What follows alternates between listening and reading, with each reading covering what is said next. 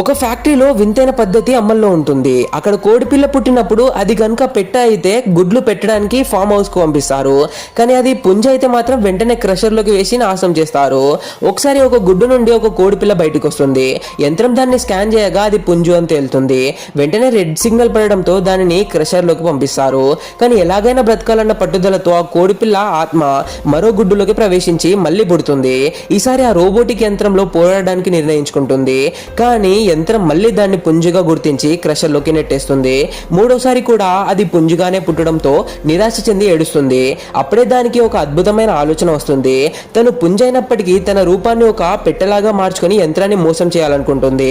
యంత్రం దగ్గరకు వెళ్ళినప్పుడు అది పుంజులా ఉందో లేక పెట్టెలా ఉందో అర్థం కాక రోబోట్ గందరగోళానికి గురవుతుంది. దూరం నుండి పుంజులా, దగ్గర నుండి పెట్టెలా కనిపిస్తుండడంతో రోబోట్ సిస్టమ్ పాడైపోయి తనని తాను నాశనం చేసుకుంటుంది. ఆ అదృశ్యమైన సందులో కోడిపిల్ల ప్రాణాలతో బయటపడి అక్కడి నుండి తప్పించుకుంటుంది.